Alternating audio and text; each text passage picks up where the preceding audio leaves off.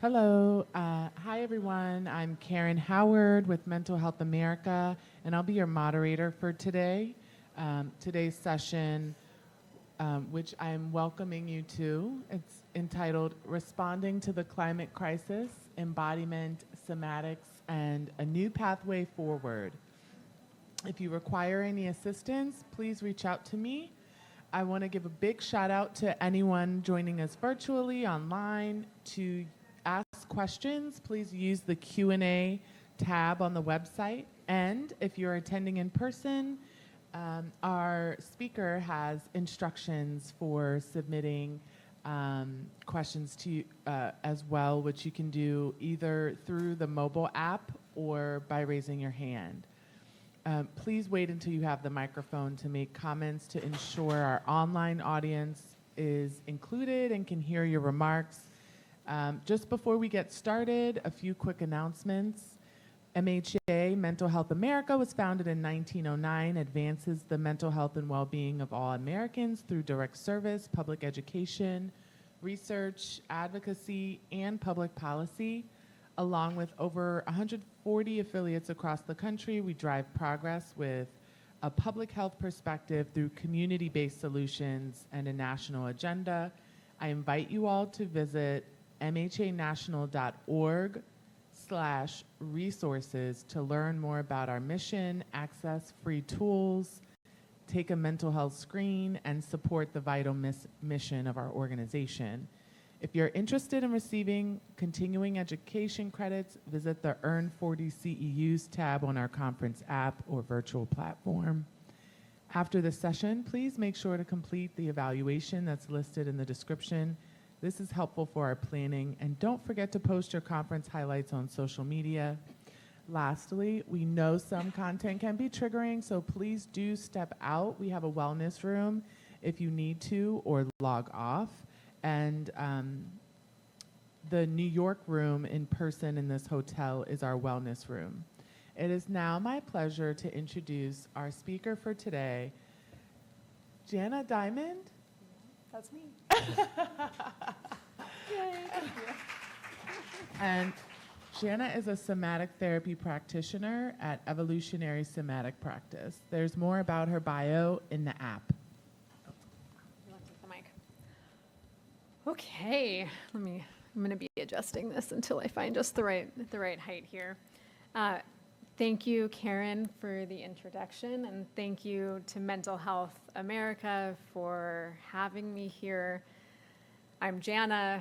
Welcome to all of you in the room right now and everyone joining us online, and all of the courage and curiosity that brought you here and that you might be bringing with you. So, responding to the climate crisis, embodiment, somatics, and a new pathway forward. The two questions I got most frequently preparing for this session were, what are you going to do and how are you going to do it in 60 minutes? This is big. Those are great questions, and hopefully we'll get to discover that here together. So I'm just going to get there we go. We'll get the hang of that. So this is an introduction to ways that we can begin to respond to something so big. The climate crisis is huge. And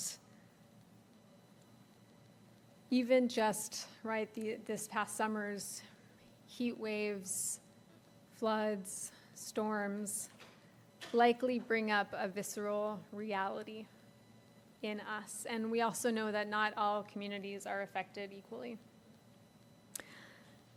And some of these feelings likely get tucked away somewhere. Maybe it's fear, grief. Maybe there's some numbness, right? I don't want to feel that. I don't even want to take a step closer to that. All understandable and reasonable. But when those feelings don't have anywhere to go, when we don't have spaces to begin to talk about and share about our experience, they impact our mental health in our entire lives. So not feeling affects our relationships, our jobs, our ability to be present, and gets in the way of responding to the biggest issue of our time and our ability to co-create a just and sustainable future. So today we're going to look at ways to build skills to free up some of these emotions and energy from a holistic and somatic perspective that brings the mind and body together, because feelings are held in the body, as is our wisdom. We will also get to do some participatory exercises, none of which are mandatory. Hopefully all are fun and informative. And with the intention of supporting us to reduce some stress, maybe some overwhelm around entering the conversation, and also feel more grounded and connected to our human experience and how to move forward so that we can respond, act, and align our movement with our values. So something that I have to remind myself pretty frequently is that the future is not written. Everything, including us, can transform and change, and meaningful and durational change starts and comes from within. I imagine a number of you might agree with me on that. So this is all an invitation to be surprised by your resilience and capacity to be in the conversation. And I want to offer just a quick example on an exercise here just to help us arrive. And it's still morning. Some of us are still in the process of waking up. I see a yawn, and yawns are good, by the way. So I'm going to invite anyone who wants to join me into a stretch, or more like a full body yawn. So even just like being mindful of where your neighbors are. Maybe you just want to like reach up and stretch and yawn with their whole body even. Oh, you could bring your face into it. Oh, yeah.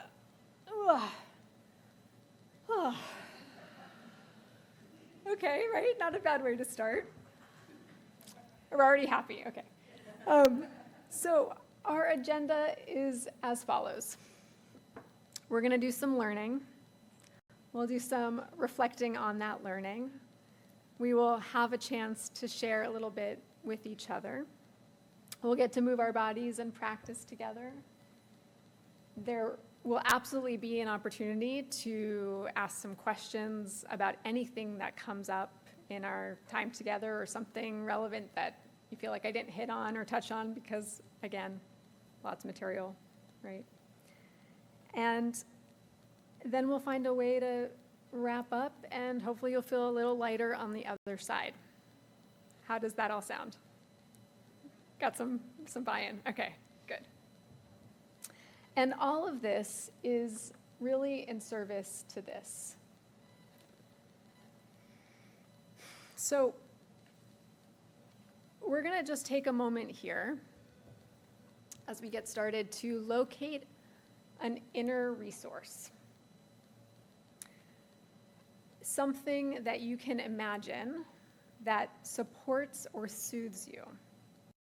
Right? It might be a person or special or sacred spot you like to go, or even something like watching a sunset or slowing down to drink a cup of tea.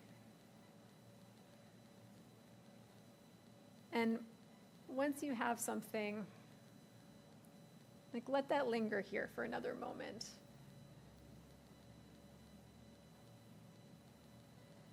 Right? That can be like our home base. If we need it, we can come back to something soothing, maybe comforting.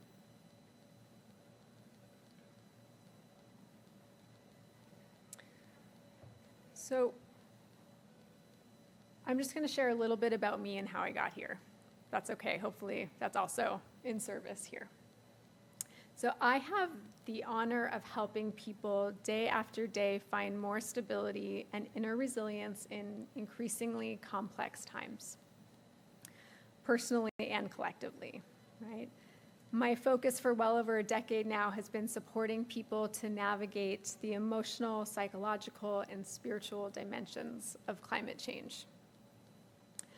I got into this work as a highly sensitive activist who cares deeply about the earth and was feeling a lot of fear and anxiety about our future. I noticed that many climate and environmental justice spaces that I found myself in back then didn't include a healing component. And if there was any attention paid to how we were navigating conflict, I noticed that people weren't really equipped with the relational skills or emotional tools to stay in the vulnerability that change work asks of us. So that became my work. I followed my calling to study body-oriented psychotherapy at the Institute of Core Energetics. We'll get to do some practices a little bit later. And to teachers who have been modeling new ways of being and experiencing the fullness of our humanness, which includes access to healthy and much-needed emotions like anger and grief. I do not pretend to have the answers here, like whatsoever.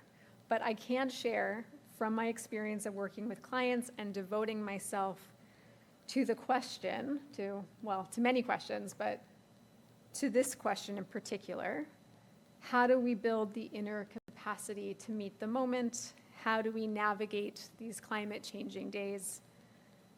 And the session is not about me, it's about making space for each of you to connect with something inside of you that might be wanting to be felt, seen, named.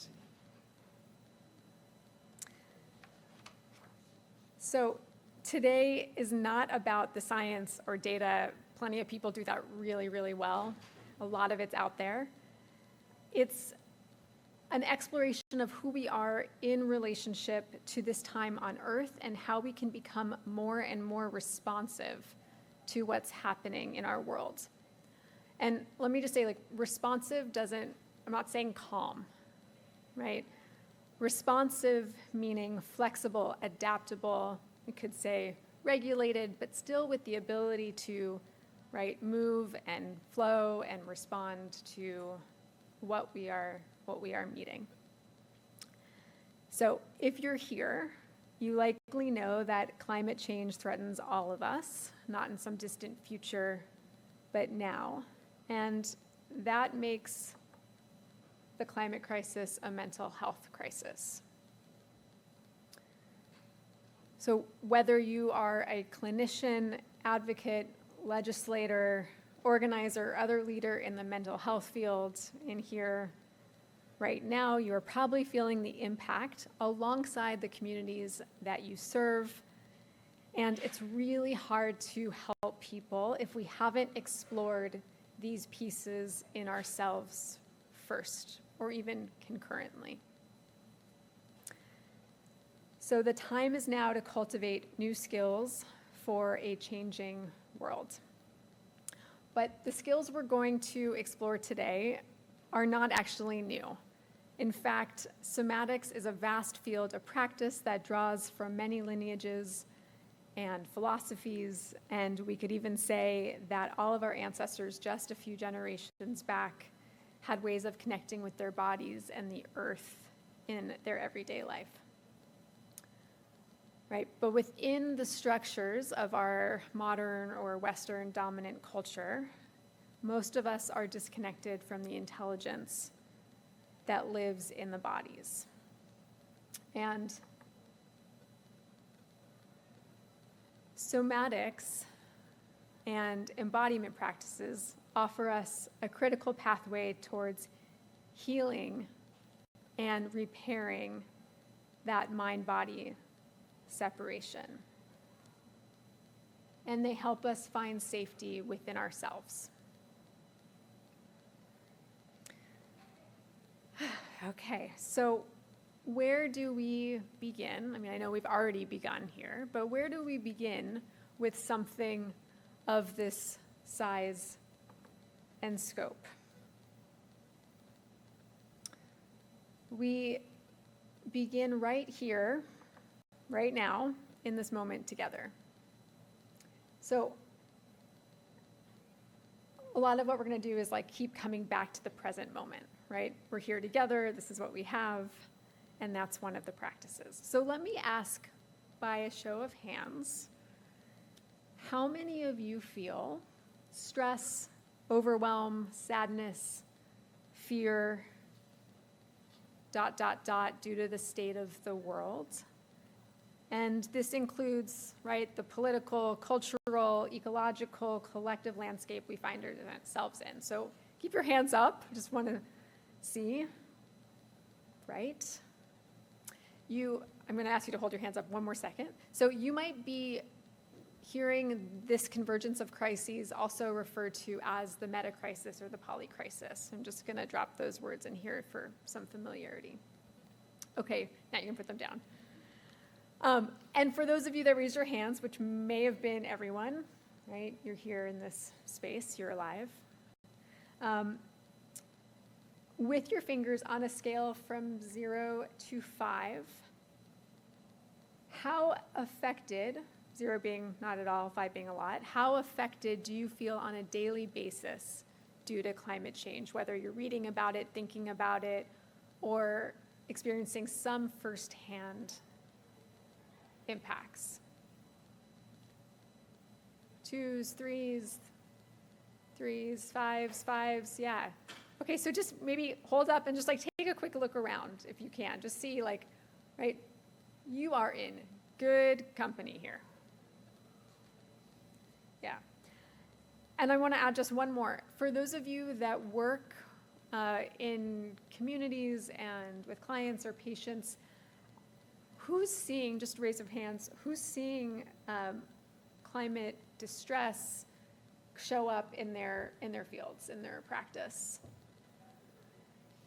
Okay, so I mean, I would say like 90% in here, right? So you're seeing it in the field, you're experiencing it in your own body. That's what makes this really unique, is that unlike a lot of other therapeutic practices where we're not experiencing the same things as our clients or communities, this is new, right? We are in this is a new role, a new position where these pieces come together.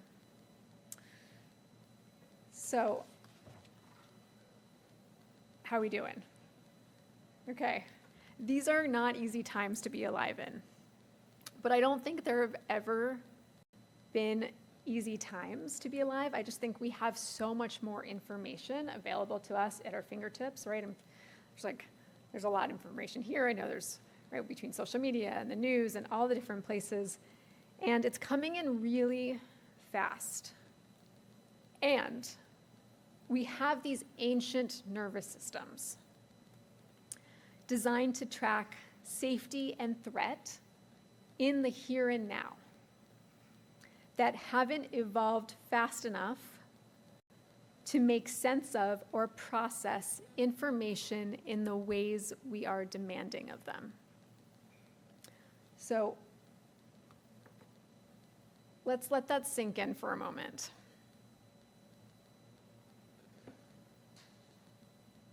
The world is going faster than we are. And our bodies are having a really tough time processing and integrating.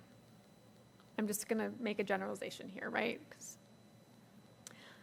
I'll share a personal anecdote, something I often, I'll remember and sometimes share with the clients that I work with, is that like, if I really was to not override my feelings and experience, it might take me, I just say this as an example, like it could take me a day to process one headline.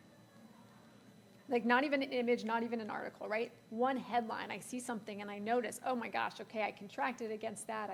I want to push it away, I don't want to read it. And so even just beginning to notice what you're doing, right, when these things come up, it's a lot.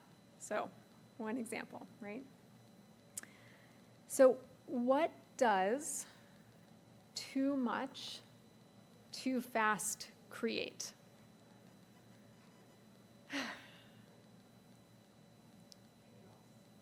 chaos, resistance, what? Illness, disembodiment, overwhelm,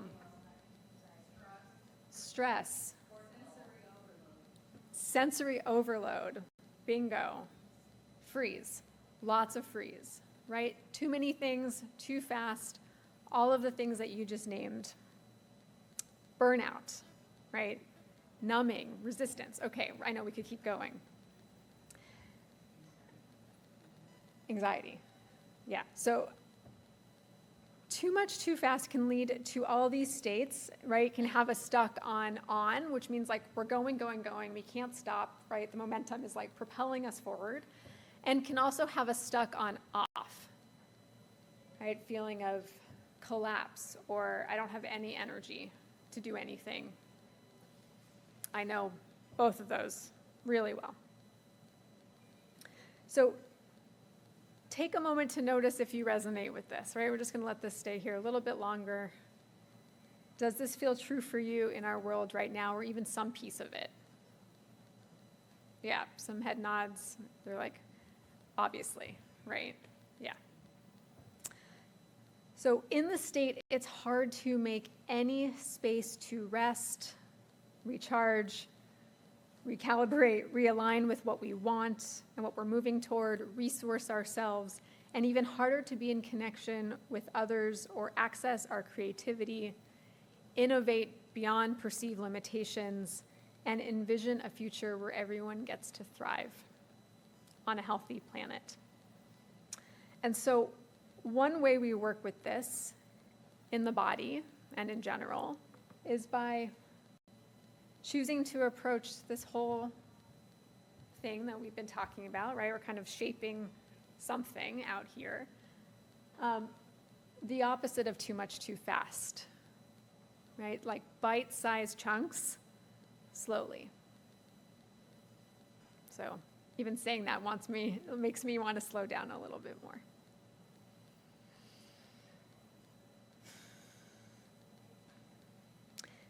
That is how we support the nervous system and the body to begin to process and integrate the information that's coming in.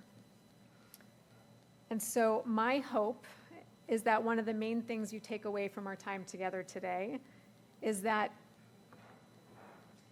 it's possible to feel less stress and overwhelm and all the things that we've named, and more connection with yourself, with others, with life, and with that also more joy and access to the good things that we might want to, right? Because it's all connected.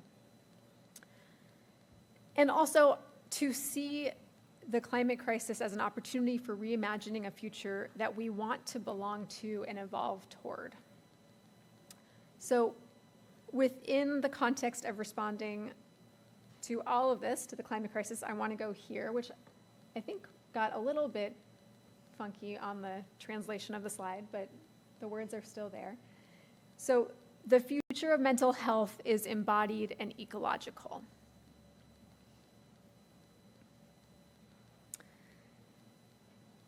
Embodiment recognizes our body's sensations, emotions, and movement patterns, and the beliefs that inform them as critical to healing and transformation personally and collectively.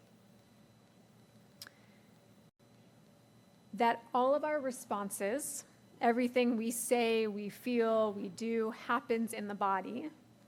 And our bodies are also a collection of stories of where we've been and who we come from. Who we come from, where we come from. They hold our trauma and resilience. And it's about bringing awareness to the wisdom of the body and the cues that it shares in each moment, like whether to move towards something or away from something, right, as one example. Our bodies are also the source of our aliveness, holding the range of our humanness, everything from pleasure to pain, grief to joy, anger to awe. And ecological in that we are embedded in ecosystems and social systems that are inseparable from us. That therapeutic models, I don't think can really keep out anymore, right? We affect our environment, the environment affects us, and all of the groups and communities and ways we are weaving a life. So we are building ecosystemic awareness that places us in direct and interdependent relationship with everything around us, the earth, and the more than human world. And this diagram here is one way I like to imagine that wider web. I know there's a lot of different ways you can think about this, but these kind of porous, right, porous boundaries that, again, weave us, connect us to the wider web. So let's go ahead and take a moment to practice. That might have been a lot of words here. So I'm going to invite you to notice what you're in connection with physically in this moment. Maybe, right, the chair, the ground, maybe something in your hand, phone, pen, notebook, or if you're not holding something, the weight of your hands, maybe on your legs or beside you.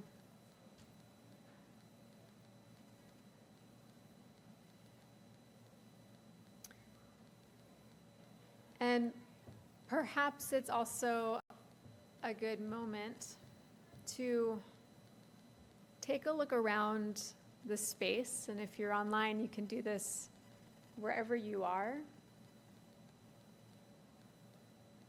And notice what you see. Any shapes or colors. I've been admiring these light fixtures throughout the last couple days. What are you drawn to?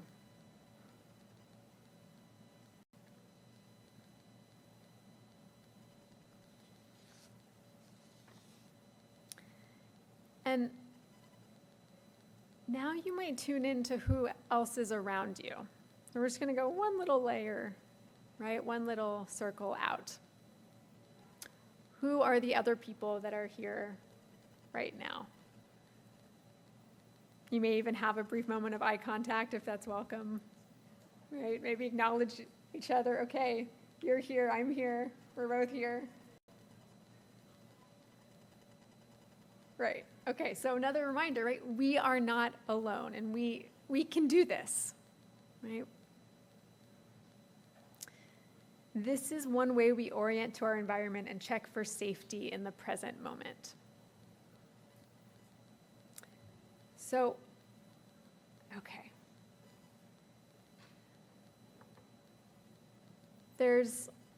We're taking these two kind of big fields here and just pulling out some nuggets, but there's the newer field of climate psychology. Who are you? Are any of you familiar with climate psychology? There's the Climate Psychology Alliance of North America. It's a growing, team of clinicians responding to the growing demand of people experiencing climate-related distress and terms you may have heard of like eco-anxiety and, climate grief, right? Which, let me say, are normal responses to paying attention. And then there's somatic psychology that integrates traditional talk therapy and with body-centered approaches to help people work through trauma held in the body. And we're doing something kind of radical here, that by bringing these two fields together, connecting mind and body to create a new and emergent pathway forward, one that calls upon all of our senses beyond the cognitive and rational mind to help us show up more fully in the face of uncertainty. So we aren't leaving the mind out, right? It's just not the whole picture. So some ways that we gather information about our experience here: thoughts and meaning making, right? That's a part of this, of course, as are emotions. Sensations is often talked about less, right, in more mainstream models. And, it could be any bracing or constricting against feeling. Can also be feeling of openness, temperature, right? If you feel some heat in the chest. Any noticing about what's happening, and this is a skill that we practice and build. And it's paying attention to sensations is what we refer to as bottom up processing, right? Rather than the top-down models of cognitive work.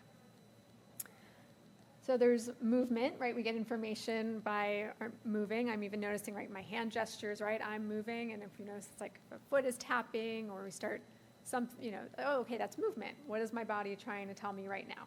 Interesting, curious. And then images. So images, I personally think a lot, like I see a lot of images, things come to me in images all the time, but it could be something like, like I feel the weight of the world, right? Okay, what does that look like? Does it feel like you're carrying, what are you carrying? How much does it weigh? Can you see or can you feel that, right? Or it feels like I had a client say to me last week, it's like I have a 2-ton anvil on my chest. Whoa, okay, that's an image, right? That's strong. So this might be a good time with all of that, just to take an audible exhale here.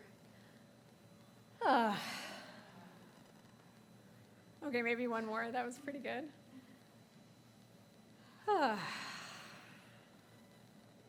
Yeah. Which leads us to, right, might be obvious, but being alive is an experience, not an idea. It's like we experience our aliveness and being here. So what I want to do next is invite you to turn to someone near you. And if you're online, you can opt to journal or write in the chat. And you'll each take about 1.5 minutes to answer a question. And the person speaking will have that 1.5 minutes uninterrupted while the other person will witness, and then I'll let you know when it's time to switch. Okay, so turn to face someone near you, and if we're an odd number, we can have a pair of 3. Introduce yourself. You can take a moment here before the question.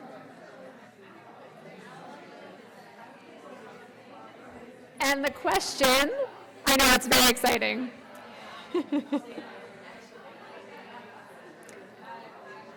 Decide who's going to go first. Decide who's going to go first, and then the first person is going to answer this question. What does it feel like for you to be alive right now?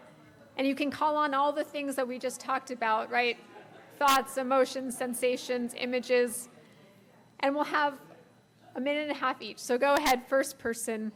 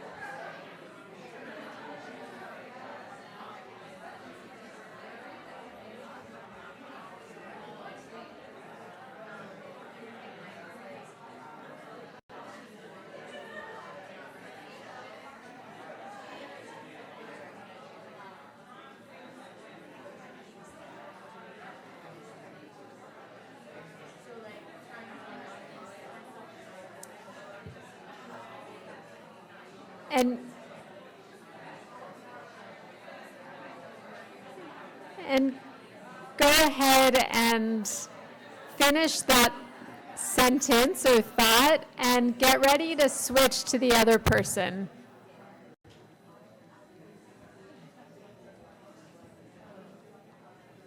So you should be on the second person now.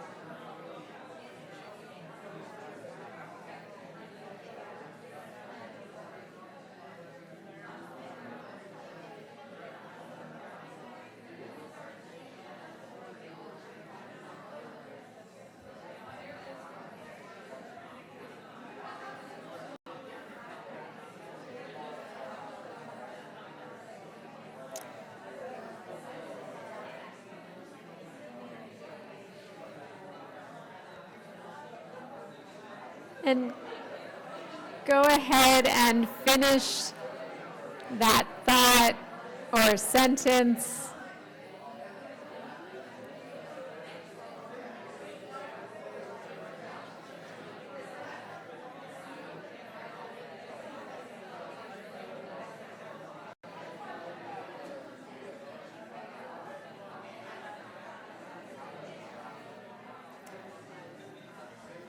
And if I could get your attention up here once again, we're gonna keep going. There's one more, so you'll get a chance to chat a little bit more. I know, we could do this for hours. So, okay, so we're gonna stay with the same partner, and we're just gonna do a brief reflection on that experience. So the next prompt here is take like 30 seconds, 60 seconds each, and just reflect on how was that for you to share, and what was it like for you to witness your partner share about their experience. All right, back to the first person.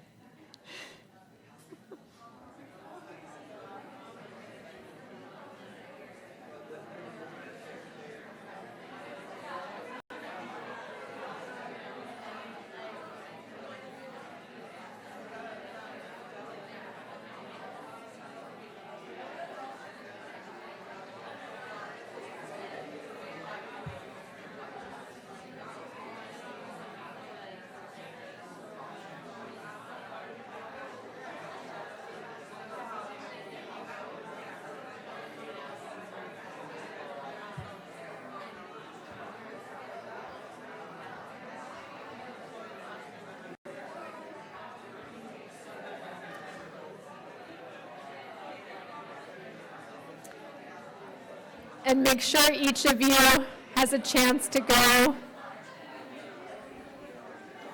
Switch if you haven't yet.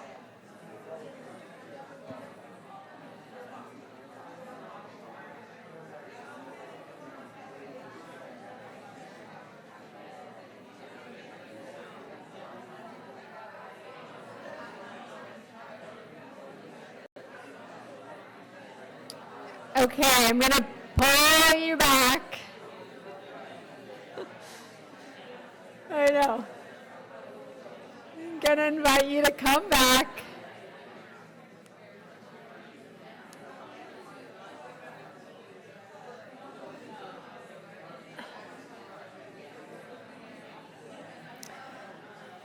So this might get a little messy, and you know, for those of the folks online, type in the chat, but maybe just call out a word or two or three for how was that for you to just open kind of the conversation here.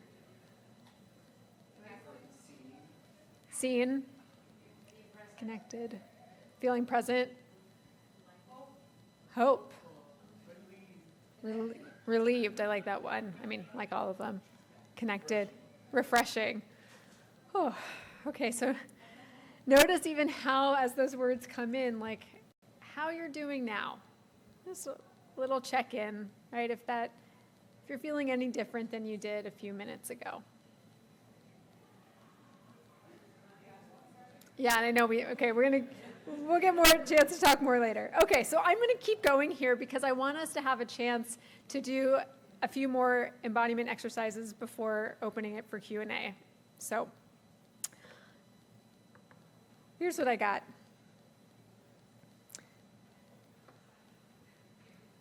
Action happens by moving the body, right? It's hard to do anything if we, right, feel restricted or limited.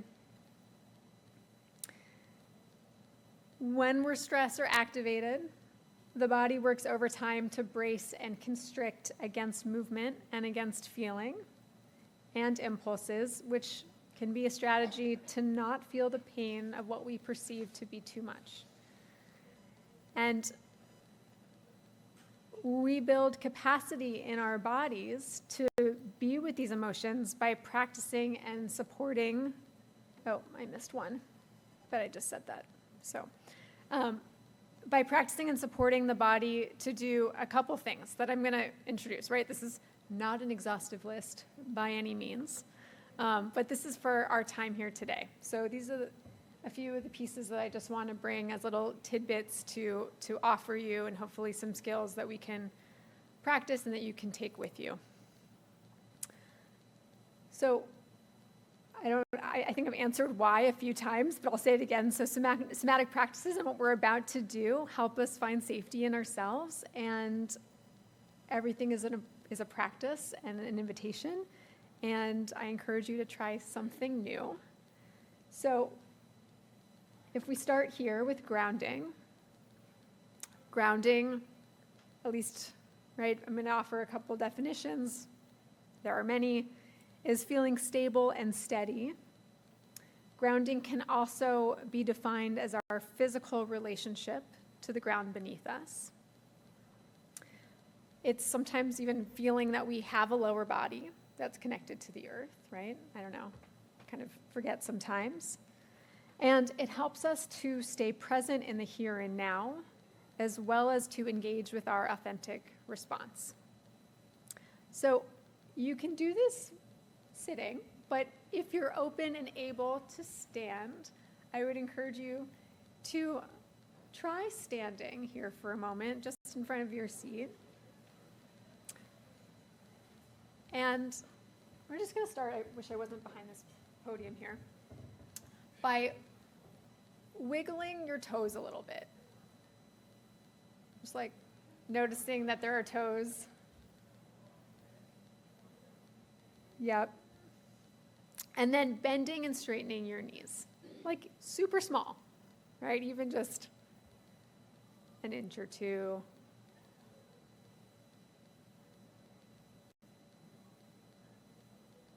Good. All right, and we're going to take it one step further, where we're going to lean on the front of our feet, like more towards our toes, and we're going to lift our heels like tiny bit, just like to slide paper underneath, not much, like a ½ inch, and then we're going to drop our heels into the ground.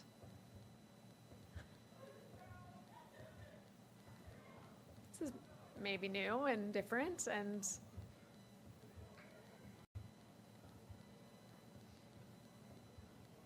yeah, okay, and shake that out, and then just notice, like, how do you feel now?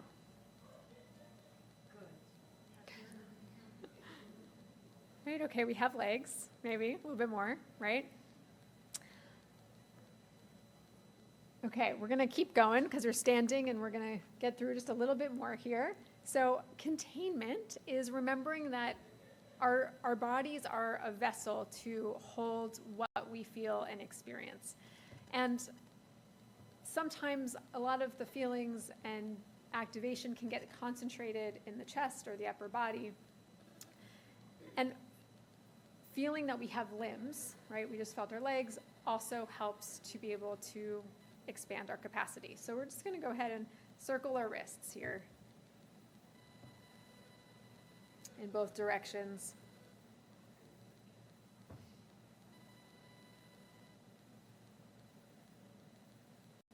And then if you want to balance or hold on to a chair in front of you, you can circle your ankles one at a time.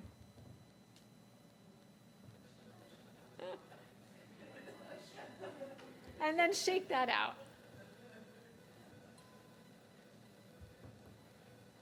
Good. Right. I know I'm moving through this quickly now because time. So just notice you have a little bit more access to more of yourself. And when we have access to more of ourselves, we have agency and we have more choice around how to respond. And so I'm just going to invite us to actually do a little something here, which is like just to move our kind of our face muscles around a little bit. Might be a little silly, but right?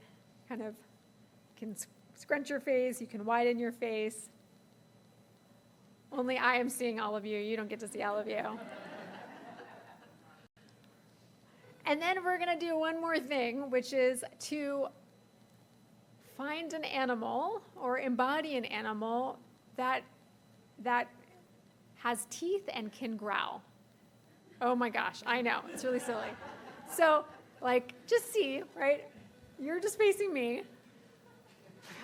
See if there's any part of you that, okay, this could actually be fun, and if you want to use your hands too. Okay, wait, a little bit longer because it's so good from this side. Yeah. Okay, yeah, you put that one in your pocket, come back to it later, maybe in the mirror too, that could be fun. So just check in.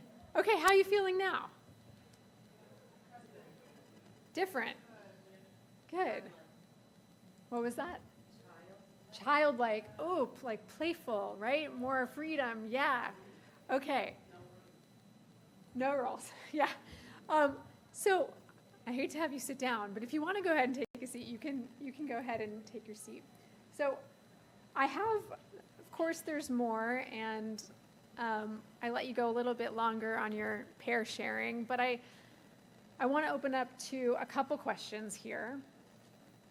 I do have some resources and things that I can share at the end, and a handout or two online, so there'll be ways to get in touch with me if I can be a resource for you in any way. But I would love to see if anyone has a question. There might be a lot. We're kind of integrating. Yes. Oh, Mike. About anything that we just did or how we might support one another to move through these days. Hello. Hi. Is it working or? Okay. So my question is on, there's like, I feel everybody in this room believes in human-caused climate change, but there's some people in other parts that do not believe in climate change. So how do we bring these practices to the people that don't, believe that climate change is a thing? It's a good question. And I, almost want to encourage you to build community with people who get it and can really understand where you are first. Right? So I think so much is just feeling connected with people that are and feeling seen and witnessed and be like, oh, this is something that's really heavy on me. Is it heavy on you too? And creating spaces to be able to share that. There are climate cafes that are happening, and yeah, I think it's an important question. But right, think about those circles and those ripples, right? Groups and how we do affect others, and getting more comfortable talking about what's happening can open up conversations with people that may have a different view, and you can get curious about their experience, right? Come back to the curiosity. Yeah, thanks. I don't see any questions online. Okay. Everyone's still where are we, right? Yeah. Hello, my name is Kael. My question is more about crisis response to like natural disasters or things that happen, and things coming in too fast and feeling overwhelmed. What has been your experience with just responding to individuals or groups who've gone through natural disasters and helping them use some of these skills? Because part of me is thinking it could be kind of weird to just come in and say, okay, let's tap into your body. But like, what are some things or ways that you kind of integrated this into crisis response to natural disasters and stuff like that? Yeah, that's great. So we can apply some of the things that we did here. And by that, I mean remembering here and now, right? Supporting someone to feel some sense of safety or comfort in the present moment. Whether that's just sitting with them, seeing them, right? Being with someone. Sometimes that's right, that's half of it right there. And then remember that slow piece, right? Slow and bite-sized. So if someone's just had a big experience, how do you want to respond? Okay, like, can you just be with them with one piece? Because the tendency might be to be like, oh my gosh, it's so much, and it is too much. And that's why, right, slow, bite-sized pieces is one way to begin to stabilize. If we're stabilizing people who have just gone through something or in the midst of going through something, okay, notice your feet. Can you even just, right, can you hold on to this railing right here? Okay, can you feel that? Good, right, so we're just coming back, smaller pieces, yeah. Hi. Thank you so much for doing this, and I love how interactive it was. And my share with my peer, I talked a little bit about how I get really excited. Mm-hmm. I have been very inspired being here, and I get excited, and I text my colleague, and I say, we're going to start these groups, look at all these initiatives we can do. And I see that sometimes, even in my clients, right, in the groups that I work with, we can be paralyzed by fear and frozen, and then we get really excited, and you feel helpless sometimes, right? And so I already almost anticipate going back home, and I'm excited because I'm here. I get home, and I slow down, and I feel helpless again. Mm-hmm. Do you have somatics that work in both directions, and do they look different? So I could speak to just kind of, I think, the shift that happens, right? We kind of have sometimes like a big expansion, and then there'll be a contraction, and you're naming that helplessness and powerlessness that we can feel. And I'm just going to keep coming back so that I'm not introducing too many new things, and I'm happy to share more resources. But that, I'm like, what if you took just a smaller step, right? What if it wasn't planning all these big initiatives and doing all that, which is fantastic, and what if you and one other person could meet to speak? And it's just one thing at a time, right? So we kind of can tune into the listening, okay, what's the impulse? And then what wants to come next? And then what wants to come next, so that we don't try and tackle the whole thing at once. That's too much. Is that helpful? Okay. Hi. I've got two young people in my life, very important. My two daughters are 18 and 21. I try to embody that slow step kind of attitude, but if I was to talk to them about something like this, I know I would botch it, because they'd be like, what are you talking about? We're having a crisis, climate crisis, and you're telling me to, like, you know, take it slow and be here in the present. They're like, you know, so do you have resources online that can help me kind of talk through my kids so they can do this and be more present in their lives? Yes, thank you so much for bringing that in, because it's like there's a great quote by a teacher, Bayo Kamalafe, a speaker, who says, the times are urgent, we must slow down, right? And I bring that here to say we can get so activated, and it's like urgent, crisis, and then where are we, right? We're actually not, we're in some future that we think is happening with a belief of what could be, when we're not actually seeing what's in front of us. And that's all we actually really have, right? Which is why when I started, it's like the future is unwritten. We might think we have an idea of what's coming, but we have to remember we're actually co-creating it right now. So more resources coming your way. Yeah.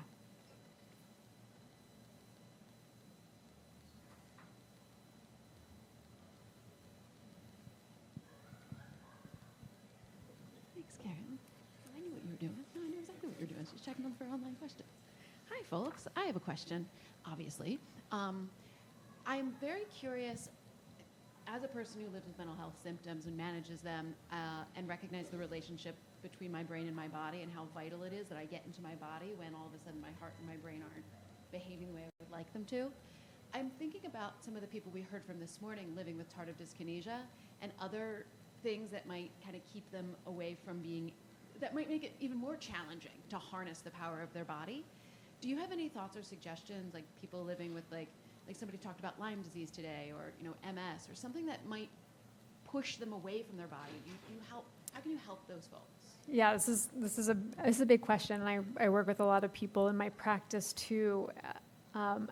Sometimes we don't work with climate specifically, like it's not coming in direct forms, but all of these practices apply to working with everything. And sometimes we're not going right into the body, but we're even just building a little bit of awareness.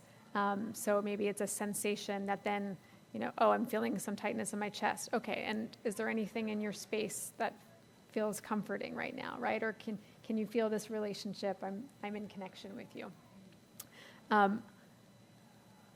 One thing I want to say that kind of feels like it pulls a few things together is like when we feel the harder things, right? We expand our range for pleasure, for joy, for beauty, and this is part of it. Like, I don't know about you, but I have big feelings about this because I love this life so much, right? I'm like, oh my gosh, there's so much beauty everywhere, and we can forget that. We can not see it when we're only looking at one thing. So even having someone notice, right? Okay, is there a tree that you like to visit? Like, is there a place that you find beauty in, right? Remembering how we almost like fall back in love with our world. Yeah. So we have time for one more question. Or is there anything online, Karen? Right. Great.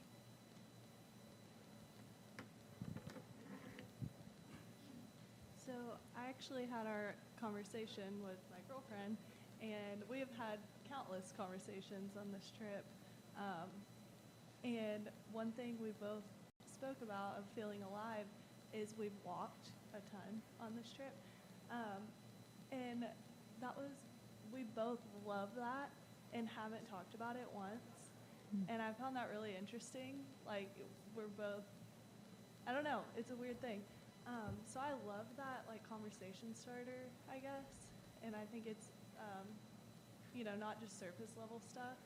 So do you have any other conversation starter type things like that, or exercises or something? Like the alive question? Yes. I mean, I think you're on it, right? Anything that's like, what did you love about today? What's your favorite thing about today? Or about what we just did? Or any, opening the conversation to be in connection. Comes back to curiosity, but I'm glad you're bringing that in and that you've gotten to walk a lot. So I just want to real quick, there was a little mess up on that one, but this is like, what resources, continuing to call upon the resources that you have available to you, right? And fill in the blank, whatever is important to you, and being with your family and nurturing connections and relationships.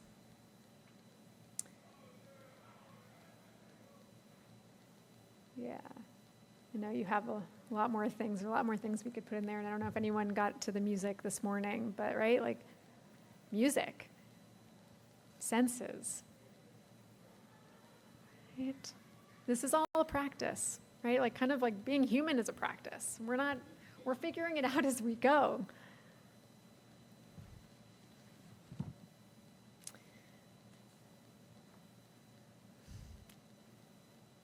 And there are resources available to you. You're welcome to email me. I would love to personally be a resource for you. The Institute of Core Energetics is also a fantastic resource. There are workshops and practitioners and people you can work with to begin to kind of come into your body, somatic experiencing, a lot of other modalities too, and of course the Climate Psychology Alliance. And I have this all on both my website, but there's a handout that's in the app.